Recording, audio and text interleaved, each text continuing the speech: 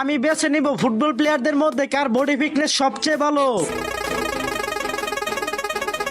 Hezbollah, তার body fitness অনেক ভালো, তাই তাকে 3 নম্বরে রাখবো।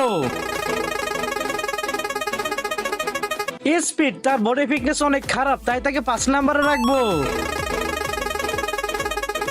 নেইমার অনেক ভালো ফুটবল প্লেয়ার, কিন্তু তার বডি ফিটনেস খুব বাজে, তাই তাকে 4 নম্বরে রাখবো।